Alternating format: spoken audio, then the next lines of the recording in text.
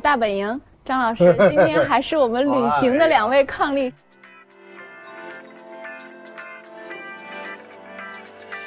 上次听他们聊得津津有味，而且下来还一直不停地问，很多经历刷新我的认知啊！从来没有想过世界上还有一个地方真的会发生那些在电影里才能看到的场景。不过很有意思啊，就是我上次来跟2位商量说要跟您一块聊天的时候，2位说特别想聊印度。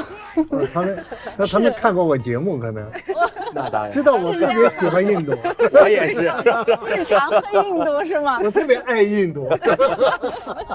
你们2位为什么要聊印度呀？印度人其实他特别可爱，他活在自己的理想中，活在自己规划的这个梦里。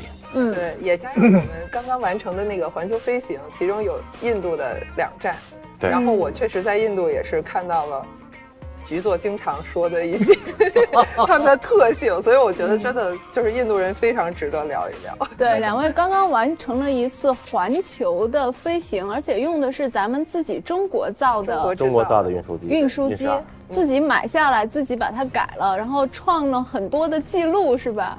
刚刚完成了一次这个环球飞行，是用运12二型机，这架飞机32年前造的。我看这架飞机呢，它在退役机坪报废了，对，然后说把它拆改修，然后让它重新飞上天，飞上蓝天之后，我们就绕地球转了这么一圈，而且是跨赤道的转一圈。通常这是人类第一次的跨赤道的环球飞行。在这个过程中就去了一次印度。对，在这个过程中去了印度。其实我们这航线特别有意思，我们是从巴基斯坦的卡拉奇起飞。就是说印度这段啊，落在印度的孟买孟买啊，这是在这么些年历史上没有飞机从巴基斯坦飞到印度，或者从印度你得申请航线吧？这个申请真的是特别的困难，因为在他们看来，敌对国家嘛，对，这2个国家一直他们还在交战国。然后我从卡拉奇，一架中国的飞机，中国印度人对中国人也是您知道，印度对中国那个态度，又是一架中国飞机，又是从巴基斯坦起飞，对，又落印度，真不容易。好家伙，100多当兵的来接我们落印度，各种查，规格好高。张老师，最近印度还出新闻了呢，他们有一架无人机从边境上过来，然后就摔了。对，据说他们11月份摔了好几十架，整个2017年下半年摔了200多架。印度过去20年来摔了1000多架飞机，就那个飞机好多现在是摔无人机了。对，现在摔无人机，你不用给它打，它飞机自己掉下来。对，买那幻影战斗机基本上全摔没了，以后再也听不见幻影了。苏30也快了，就摔飞机它就很正常，它感觉飞机上天的不着劲，应该摔的，对不对？自己研制的坦克掉沟里了，那是没事，很正常啊。造个航母老造不出来。印度人就是心态特别好，没错，出什么事儿他不悲伤，潜艇，你说一艘好好的潜艇，自己给自己炸了，自己给自己炸了，原因就在那试着玩，自己炸了，炸了以后死了那么多人，他就感觉这很正常，潜艇不是用来下潜的吗？沉了挺好的。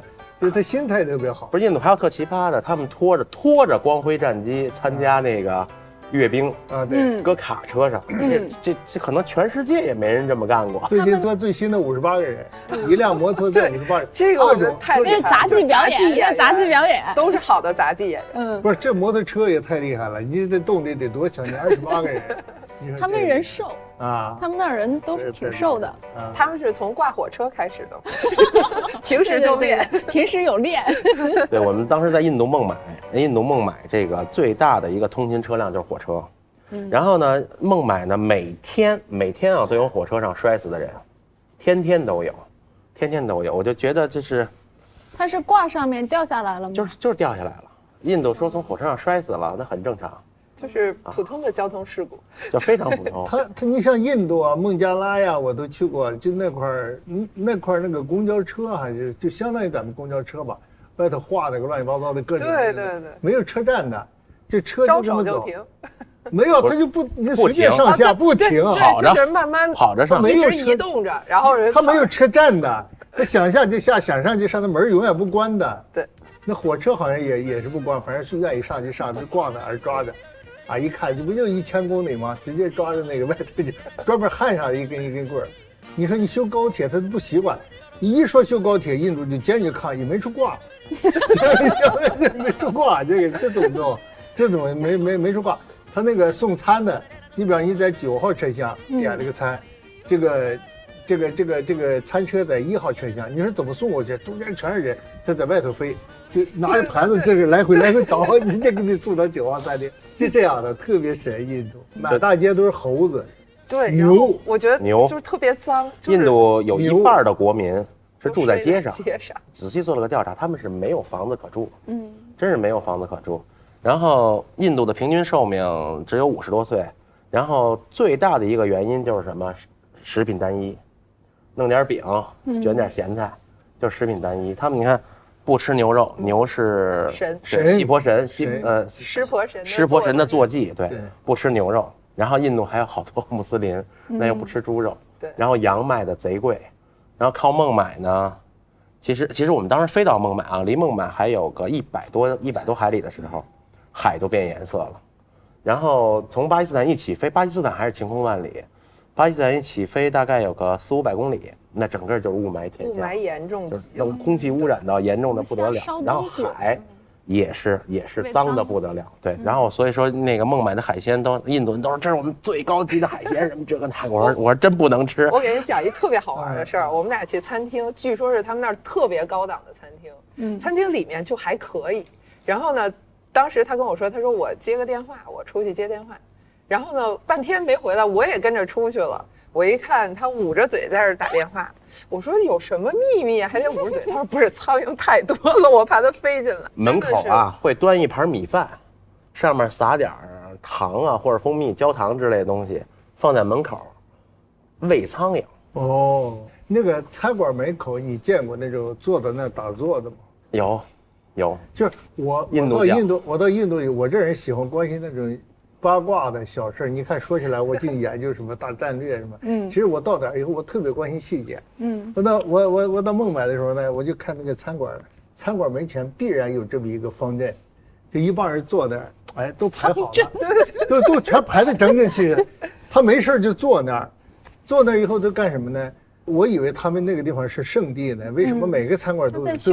最后因为我去使馆，这个同志陪着我。我说他们是干什么？从每个餐馆都有。他说他们干什么呢？没有职业，没有钱吃饭，等人家吃剩的饭回来给他们分给他们，分20只，就是这个。吃了早饭在那等午饭，吃了午饭等晚饭，就一天到晚就干这事儿。到孟买我下飞机的时候已经是晚上12点，晚上12点呢，就是我们就坐那个车走。哎，我说为什么一路上就看那个马路边上全躺的睡觉就是这。全躺地上，没有被子，什么也没有，什么窝棚什么，就躺地上睡觉。我就问那个使馆的人，我说他们是乘凉啊干什么？因为我小时候在农村嘛，我们躺地上看星星，那个时候是乘凉嘛。我以为他们跟我们的习惯一样。他说这些人啊，永远没有房子，就住在上午片瓦，下午立锥之地，就整天在躺地上睡，白天有满街乞讨，就这个，就是孟买，它是这样的一个生活状态。而且城市里面就随地大小便，这个前不是拍下了吗？那几个部长啊，什么内阁成员呀，出去巡游就在这，你等会儿停车队，什么保安车队停啊，路边就开始撒尿，对，这都部长啊，那内阁成员呀，是不是？这厕所就解决不了这个问题。在印度我就见了一个特别神奇的事情，就是老鼠庙，那个庙里供着得有上千。就是他们上百万只，至少上百万只老鼠，这样的它是真的有活老鼠在里头，活的老鼠。僧人跟他一块吃老鼠，长得都跟我这体型似的。他是崇拜啊，老鼠啊，老鼠庙崇拜。不是在印度，这个印度人是这么说的，说就是全世界有的宗教在印度全有，全世界有的神在印度也全有。当时不是有人开玩笑说，你在那儿摆一石头，上面画3道。你跟那儿拜一下，后面就有人接着跟着拜，这真是真的，这真是真的。而且在印度吃牛肉的罪，就是你吃一口牛肉等同于你杀人的罪。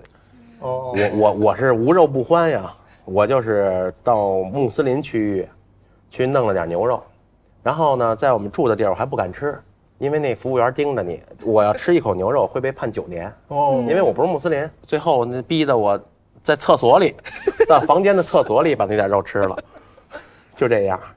所以张老师，我们一直说，印度的这个军工老发展不起来，最后成了段子了，是不是跟他们的这种文化或者宗教或者历史也是有一定关系的？就是印度呢，大家很好奇，就是他搞什么东西呢？就心比天大。就是他的这个梦想特别丰富，但是他实现起来特别难。就是原来我记得我到印度去的时候，我是很多年前了嘛，我不知道现在有变化没有。我就去他一个大楼里边，这个大楼里边每个商铺都是出租的，就有点像咱们中国不好多是出租的嘛。出租以后，他们这个大楼里边问的商铺呢，老看他们扛水进来呀，他水呀、电呀，他不是说就有的，你自己要扛水进来。我说这大楼里为什么不给你出租呢？他不管，他就是说国家没有这个整合能力、配套能力。他为什么大家说印度应该很先进啊？你看他说英语啊，那个软件工程师啊，什么东西的，他不是这些都很好，但是他整个国家的信息技术设施搞不好。对，你看他那个马路上什么车都有，对，来回走，马车、牛车、自行车，我记得当时汽车什么都有。老张跟我们的印度向导说的最多的一句话就是：“哎呀，你们这儿堵的可够厉害的。”然后印度向导说：“北京也堵车呀。”老张说：“对呀，北京堵的是汽车呀，你们这儿堵的什么都有，牛车、嘟嘟车，对，嘟嘟车。对他们那所有的嘟嘟车司机，嘟嘟车就是家，白天拉客人，晚上就直接铺盖一打就睡嘟嘟车里了。真就是不像说咱们这儿你再可怜，你好歹有个家。而且其实，在印度我特别接受不了的一点，就是你脏乱差，我觉得都还好，对吧？你能改善。就是他们对待女婴的这个态度，杀女婴真的是孩子生出来之后拿一个脸盆，一看是女孩，直接带着脐带，带着胎盘。我觉得这个事情是我特别父亲把这个孩子直接就摁在水盆里，歧视女性啊，溺死，极其的溺死，歧视女性。然后他们当时就是我们团队当时有一小姑娘说想坐公交车，就是想体会一下印度公交车，看能不能那么扒着待住了。我们向导开玩笑的说了一句话，印度向导本地人说：“你要是不怕怀孕，你就去坐公交车。”这样的啊，那个向导还是一直在，他那可能是不经意的说出来的，因为那向导一直特较劲。我说你们印度这样，你不知道吗？他说我从来没见过，从来没听说过印度还会有这样的事儿。就是当时杀女婴的那个地方，我们一块儿去的。然后我就当时我特别生气，特别愤怒。我说怎么能这么做呢？然后他就一直我们印度不是这样，这只是个案，这只是偶尔会发生这样的事儿。然后紧接着那天说坐公交车的事儿，他一下说漏了，然后自己他是一个就是说我是素食主义者，印度有一多半人吃素，就是他说我们高贵的人群高种姓的人都是吃素的。然后那天我们在孟买吃素喝恒河水，对我说吃一回海鲜，我看他到底吃不吃，我就点了一大螃蟹。哥们说我能尝一下。然后我当时觉得真没骨气。然后确实我在印度就是见了很多就是很神奇的事情，比如说我去看了有这个就是被硫酸毁容的女性有很多，对，我也是对，她也是被自己的丈夫毁容。我问她为什么，我说你是做了什么不好的事情吗？她说对，我发现了我丈夫在外面有其他的女人，是因为这个他被泼硫酸，他被毁容。她说还有他们一起，就是因为那个是一个组织嘛，就是有很多被泼硫酸毁容的女性，其中还有一个说是因为有一个男士追求她没追上，然后就给她泼了硫酸，就是他们也是对女性非常的不尊重。这种是变成一个普遍现象了，普遍现象非常普遍也不受法律制裁。他们很容易。没有，然后还有很过分的是童婚，就是几岁的孩子就要求你必须强奸幼女，这个强奸幼女，被强奸的幼女最小的有4、5岁就被强奸了。什么人强奸的呢？家里的亲戚。家里的亲戚就把这小女孩强奸了。强奸之后，这女孩就嫁不出去啊。长大了之后，可能就根本就嫁不出去了。所以趁她小，可能4、5岁，就是说嫁给你们家那谁行不行？然后我彩礼，就是她小时候彩礼少，他们那是女的给彩礼，女方给彩礼，就是我要娶印度姑娘，我说你得给我买辆奔驰，要不娶你。那边就真得给买，真是这样。然后就这样就把怪不得给幼女都嫁。我们见过最过分的一个是，因为不到1000美金，就是不到1000美金，把自己的女儿嫁给一个艾滋病病人。哦，他知道的，知道，明明知道。对，然后因为那个人说我不用你出彩礼，我给你钱。当时给我气的，我说我能不能把这姑娘带回到中国？然后家里不同意。其实印度人很漂亮的。对，很漂亮。但是在印度，他们说最恶毒的诅咒就是我祝你生个女儿，这是对于他们来说最恶毒的诅咒。男尊女卑啊。对。但是你看宝莱坞那里头也还体现不出来。对，您说宝莱坞，其实这次我们也去了那个《摔跤吧，爸爸》那个。您看过那个吧？我们去了《摔跤吧，爸爸》那爸爸家。也见着老爷子了，也见着。他这俩也不是他那俩姑娘没见着，也见着他那个陪摔的大表哥。对，大表哥也有真人的，也有，真的是真人。然后说他爸爸当时全村人都恨不得去暗杀他，就反对，让女孩穿一个裤衩，练摔跤那是不可能，绝对不可以的。把女孩头发剪了，那简直就是逆天。然后他爸爸就那么扛住了，把这俩姑娘最后培养出来了。他爸爸开那个学校，也有好多的女孩过来学习了，说女孩是可以通过自己的努力改变自己的命运的，而不是就是要在14岁的时候给人生孩子。他们那14岁的姑娘开始生孩子了，而且您刚才说印度整合国家的这个能力，到现在连度量衡都没统一。对，咱秦朝还不如秦始皇呢。对呀，那个家到现在就是你看语言。我们当时去琅勃拉邦以北的一些地方，要雇3、4个翻译，就是印度人、当地人是就这波人说的是这波话，英语也听不懂，这连印度话都就是印度话，它里面又分了很多，可能跟咱们方言的那个官方是，但是它完全官方是英语、森加罗语，就印度语嘛，印地语印地语对。然后那森加罗语系呢，它又特别庞大，它有时候说孟加拉那边的，有时候说斯里兰卡那边的，对，就各种各样。您刚才说。他那些高知分子啊，就那几个人，就那一波人。对，而且我们就在孟买还遇到了就他们叫爱情保卫队，因为其实我们俩因为是从小就认识，我4岁就认识他，然后我们俩幼儿园就好。对，所以当时就他们很多人是不理解，然后印度这也算同婚？没有，4岁绝对是同婚。没有，他4岁，我6岁就定。我们俩那会儿就是想永远能一块写作业。所以就一块玩。这个小朋友不要看这段。然后当时就是他们的向导，就因为这个事情知道我们俩是很小就认识，然后就跟我说，他说我带你去看一个就是我们这儿很有名的一个事情，叫做爱情保卫队，是几个大叔，就是都50多岁的这种大叔他们组成的。我说这什么意思？那天就跟地下党接头似的，就是一直就是给我们黑着，得带到这个楼里，给蒙住了，所有的让人看出来我们是外国人。所有的我们的设备什么，就比如说相机啊、手机啊这些都得藏住了，都得裹着，不能露出来。然后走到一个阁楼里面住了7对儿，就是特别小的一个房子里面，私奔的是吗？不是，最主要集中的问题是什么？不同种姓。就不同种姓。印度现在啊，印度内部其实是这样，他们在反佛教，在弱化佛教的影响力，在拼命的干嘛呢？扶持印度教，因为印度教宣称是种姓制。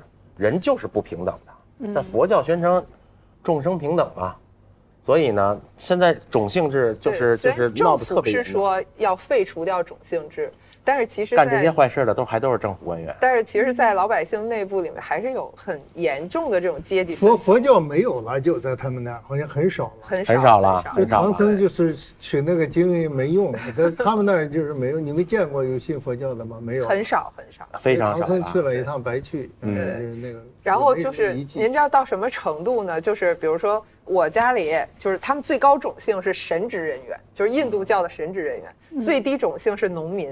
说这中间就是不可逾越的。然后我们在那个小阁楼里见到一对女孩子是神职人员的孩子，然后这个男孩呢是农民出身，然后这2个人就是真的是私奔出来的。后来我说，那你们如果回去就跟家里说，我把这事解释解释，我们是真心相爱，你让去做在一起。如果他们回家会遭受什么样的待遇？哦，您猜猜？不会是什么？您往严重了想想，好吓人。不是，这个伊斯兰是拿石刑，石头活活砸死，然后他们是拿棒子打死，而且是就回家以后自己家里人，自己的父母打死自己的孩子，你看，然后被称作叫荣誉谋杀，不犯法，家务事不犯法，家务事对。所以我真的觉得印度是一个太神奇的国家，太落后，对，先进的那一面，您看他们的各种就是电脑啊、软件呀、工。班加罗尔去过吗？哎，我怎么那么熟啊？我好像去了。咱们去啊，电脑硅谷，硅谷，对，电脑城啊，那就完全不一样，那儿可以自由恋爱。哦，现在印度没去过的也就班加罗尔那块就是班加罗尔主要好多外国人，对，是微软研究院，欧美人，对，那儿就不一样，那儿印度老拿那儿说事儿。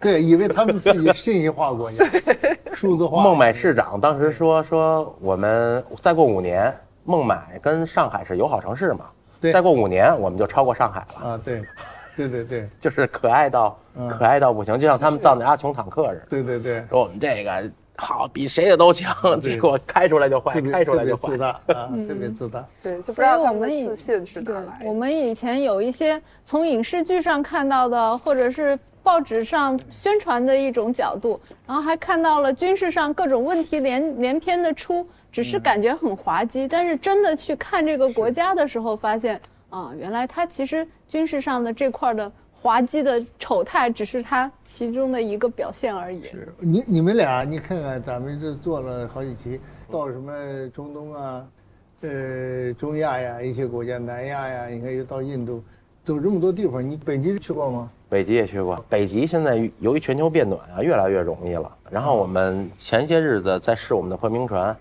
我们准备开破冰船到北纬90度。北极这个事儿，在10来年前，我就因为我研究海洋嘛，我就说这个北极这个事儿，中国应该引起重视这个北方航线，因为气候变暖以后，将来这是一条重要的航线。就是你们都去过阿图岛那儿了，都北太平洋了，对不对？都马上到白令海峡了。你们上次白令海我们也开船走了，也去白令海了。对，白令海这个口了吗？进北冰洋了，再往北一点就进北冰洋了。对，我10多年前我就说，北极对中国来讲呢，是一个是气候变化的问题，因为北极冰雪融化了，所以说我们才变暖了。这是一个。还有一个呢，北极要通航了之后，我们现在是走马六甲海峡，然后红海，苏伊士运河、地中海、直布罗陀海峡，这个波罗的海到圣彼得堡欧洲啊，对，然后到欧洲圣彼得堡啊，这个鹿特丹呀，到那儿去，这一趟将近1个月。如果你走这个北方航线，也就1周10来天时间就到，你是多近的。这个所以你们将来买个破冰船，国内找几家大企业，你前面开路，后边就跟上了。这条航运它便宜啊，这早晚会实现。我就说海上丝绸之路制定了这么多规划，为什么不开通北方航线？这10多年前我就在说这事，将来根本不用你破冰船。可是现在它自然就开了。北方航线还是受地缘政治的影响。您看我们当时我们开小帆船往那边溜达的时候，管我们最多的、抓我们人的就是俄罗斯军方。不是，北方航线是我们海上最安全的一条航线，别的航线还有海盗啊什么，这海盗都嫌冷，零下40、50度，对，它都嫌冷，没有海盗，而且就是一个国家，就是俄罗斯。